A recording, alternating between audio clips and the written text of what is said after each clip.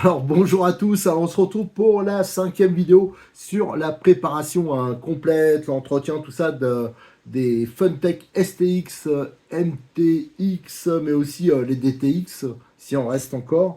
Donc je rappelle que déjà regardez les vidéos dans l'ordre, on va faire une préparation brushless, mais aussi une version euh, poussée au niveau des différentiels, des amortisseurs, enfin on va faire tout ce qui est possible de faire sur cette voiture. Il y a beaucoup de vidéos, pourquoi? Parce que c'est séquencé pour qu'on puisse s'y retrouver plus facilement après. Alors par exemple, la vidéo 4, la précédente, c'était la préparation, le remontage des différentiels. Il fallait au moins une vidéo pour ça, parce que je vous ai montré toutes les possibilités qu'il y avait en piochant dans la gamme Charisma, dans la gamme Obitech. Par exemple, on trouve des corps avec les sorties métal, on trouve des pignons acier, enfin voilà, toutes les petites choses qu'on pouvait faire. Et sur cette vidéo, on va s'occuper du remontage de la transmission. On va remettre la transmission en place. Là, j'avais laissé la triangulation pour le nettoyage, mais on va les défaire parce que je vais vous montrer comment préparer les axes pour éviter qu'ils se desserrent, parce que c'est un peu comme les Traxxas, les Tamiya, le système d'axe avec le filetage intégré. C'est vrai qu'à un moment, c'est pratique, c'est rapide, mais ça tend à se desserrer dans le temps. Alors, c'est pas trop grave, on verra ça. Et ce sera déjà pas mal pour cette vidéo. Allez, on s'y attaque tout de suite. Allez, on reprend avec la voiture qui a été entièrement dépouillée. Le seul truc que j'ai pas retiré pour l'instant, c'est le loquet pour fermer la trappe. Bon, ça c'est pas la peine de le démonter. J'ai déjà fait tout à l'heure, j'ai pris les photos. Et là, j'ai pas démonté les axes. Alors j'hésite un peu à le faire. On va voir, je verrai tout à l'heure, parce qu'ils ils tiennent vraiment très bien d'origine, alors ils se barreront pas. Il y a une empreinte 6 pans en bas, donc je verrai ça.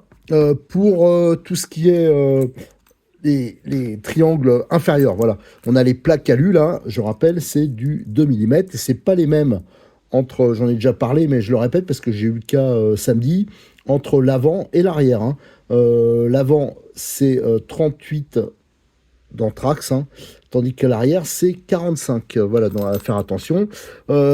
Toutes les triangulations, la triangulation des articulations, c'est ce type de vis. Donc vous avez une partie lisse, la première partie filetée. Ça, c'est vraiment la même chose que vous avez sur les Tamiya, sur les Traxxas, que vous avez sur aussi quelques Kyosho. C'est un avantage déjà à produire pour eux. C'est hyper simple. Ça évite de mettre des clips, de mettre voilà, des vis de blocage. C'est rapide, faut bien l'avouer, mais ça a un petit défaut, c'est qu'avec le temps, ça a tendance à se barrer, à se dévisser un peu. Alors, faut le contrôler de temps en temps.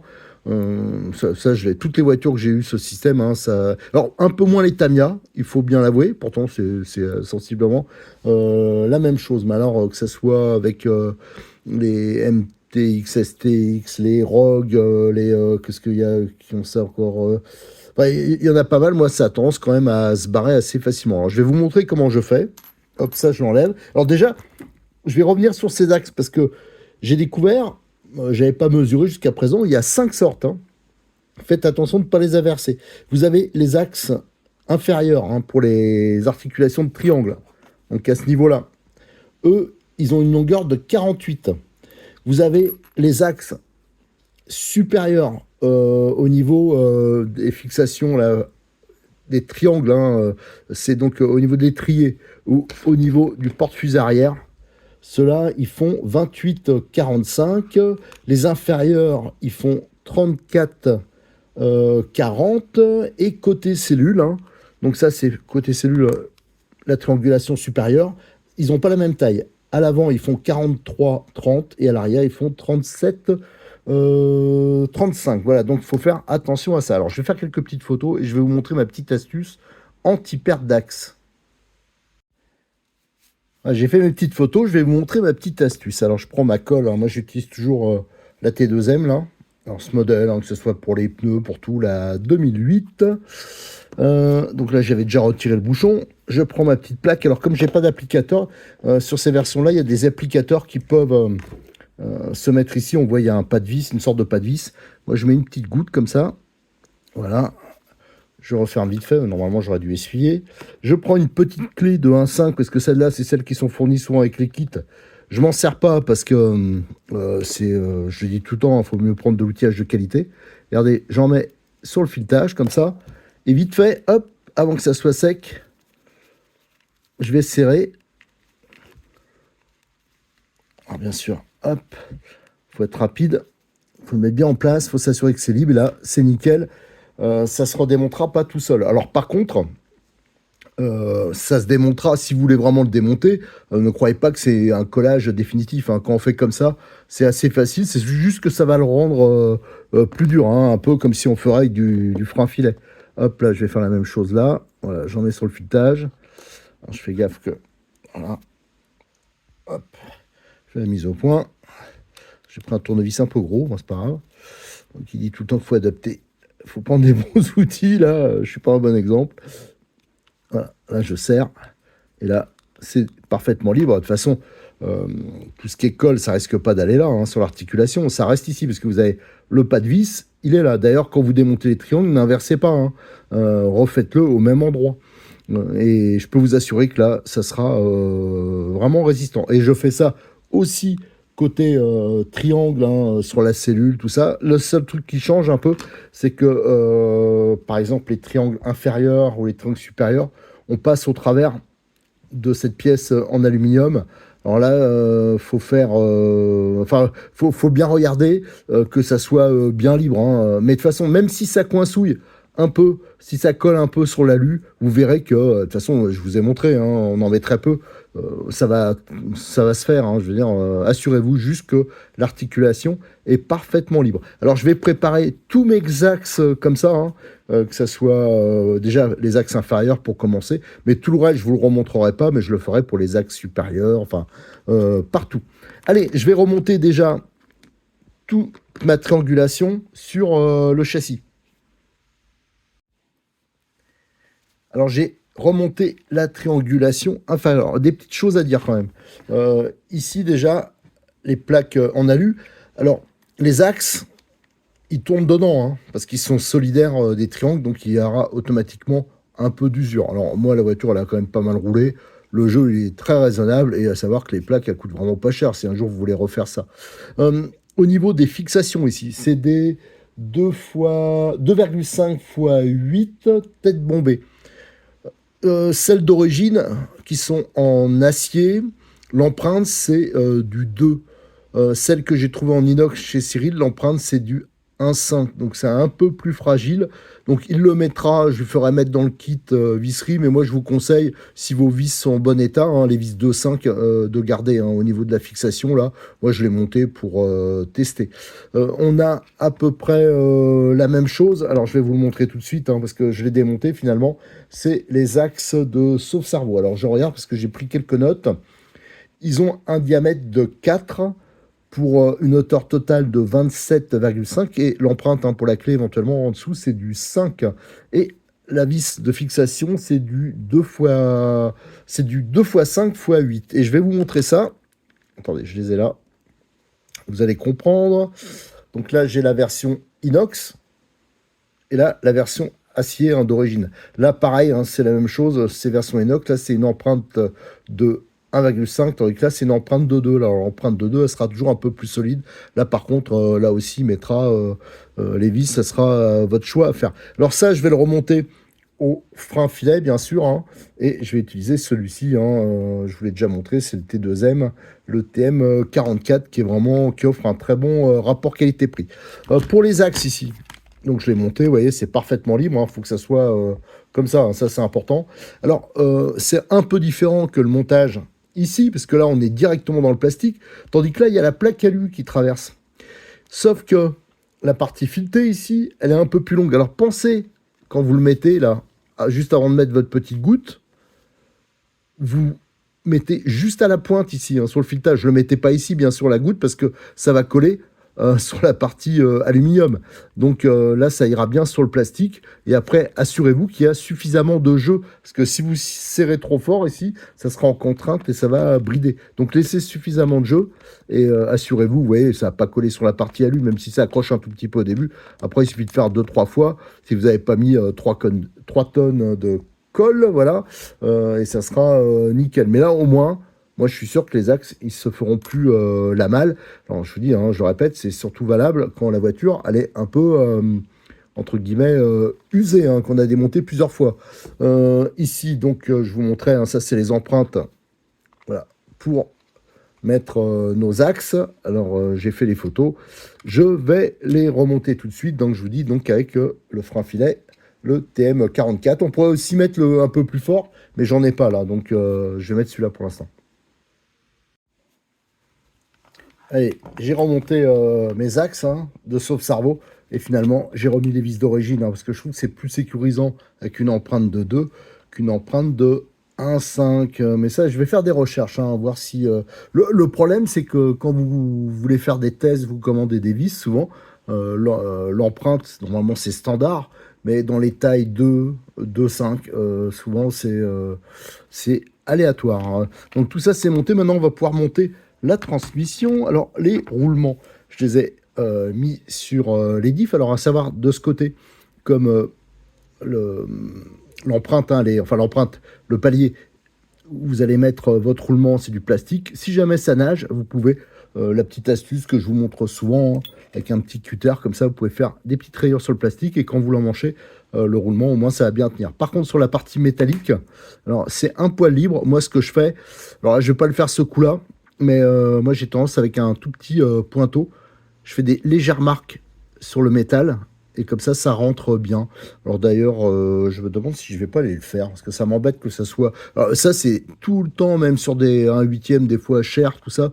Souvent, c'est, je trouve trop libre. Et là, alors, je vais aller le faire, tiens. En attendant, je vous montre quand même quelque chose. Ici, vous voyez, comme c'est une voiture qui avait été utilisée, il y avait des petites bavures, hein, automatiquement. Il y a la goupille des cardans qui marque. Alors moi, avec une lime, là, une petite lime comme ça, je rappelle, hein, hop, j'ai enlevé les bavures pour que le roulement il passe facilement. Ça, c'est valable aussi pour le démontage, j'en avais parlé. Alors, je vais y aller, là, je vais aller chercher mon petit pointeau. De toute façon, je le ferai en bas, hein, parce que ici, c'est impossible. Il faut ça que je mette dans les taux, tout ça, avec des petits mordaches en alu. Je vais faire des tout petits, mais alors micro, tout petits coups de pointeau jusqu'à que le roulement il rentre bien gras dedans. Voilà, j'ai préparé comme je voulais mon petit diff parce que j'ai utilisé donc le pointeau, c'est ça un pointeau pour ceux qui connaissent pas.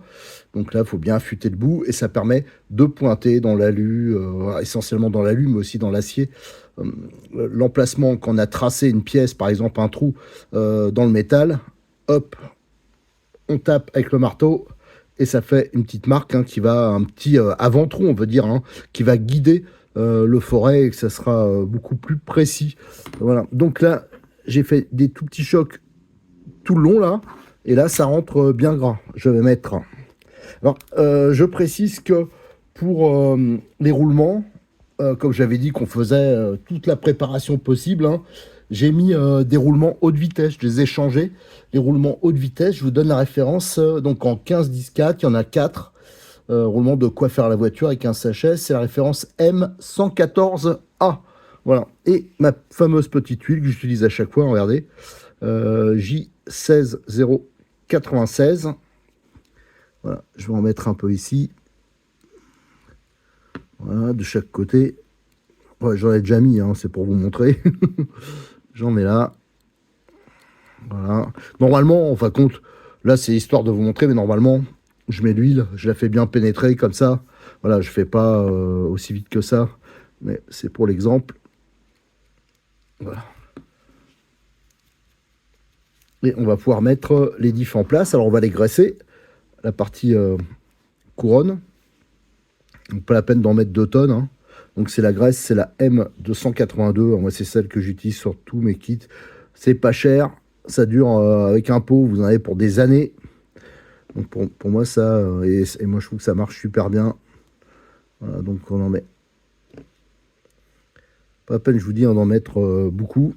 Et après, il suffit de le mettre. Alors, hop, on a repéré avant l'emplacement des différentiels. Alors je rappelle, hein, pour exemple, hein, je vous le remontre, le sens, et l'autre, il sera en opposition. Enfin, je vais le monter.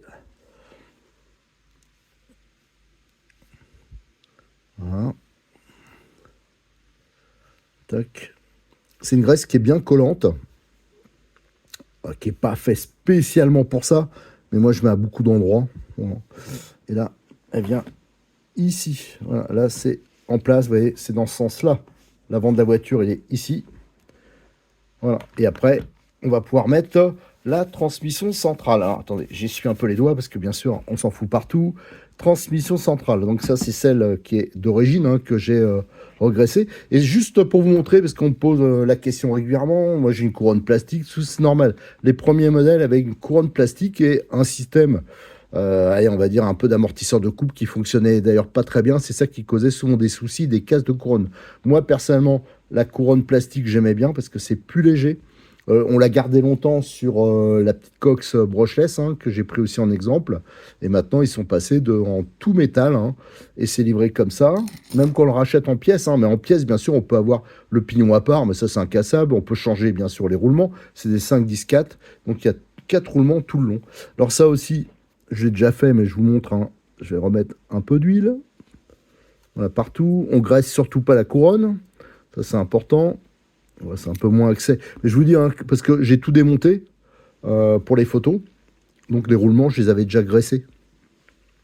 J'avais déjà mis l'huile qui allait bien. En fin de compte, moi, je les mets carrément dans un bain d'huile. Et je les laisse tremper comme ça. Et après, ils sont méga libres. Et là, moi, j'ai remonté, comme je l'ai refait, j'ai remonté des 5-10-4 haute vitesse. En fin de compte, c'est les roulements d'embrayage. Hein. Ça, je marquerai la référence dans la liste des pièces. Comme ça, je suis tranquille pour un moment. Alors là, bien sûr,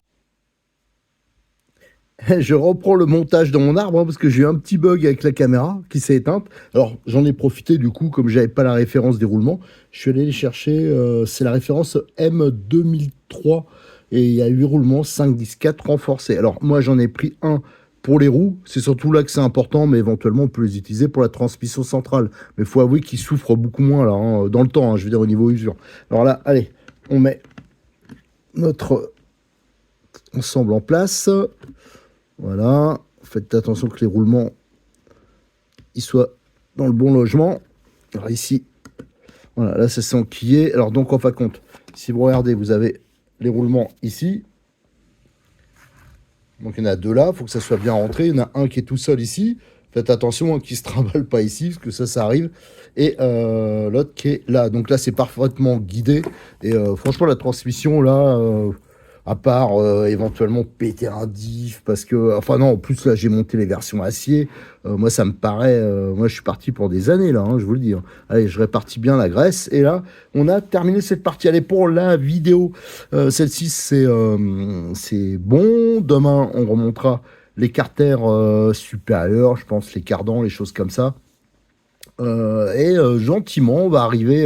Alors, je voulais la faire rouler, à vrai dire, pour la journée RC Mag du 20 janvier. Malheureusement, la voiture n'était pas terminée, j'ai pas voulu la bâcler. Je pense que d'ici la fin de la semaine, la voiture, ça sera bon et je pourrai aller tester. J'aimerais bien me faire un petit comparatif avec la version Cox bleue, hein, qui est aussi avec un moteur brushless, mais qui est plus raisonnable. Allez, à très bientôt sur notre chaîne YouTube. N'oubliez pas de liker les vidéos, de vous abonner, de les partager sur vos réseaux sociaux et de venir nous rejoindre sur le forum de RC Mag. Et je remercie encore Cyril, un de Modélis 34, sans qui cette série de vidéos ne serait pas possible. Allez, à bientôt.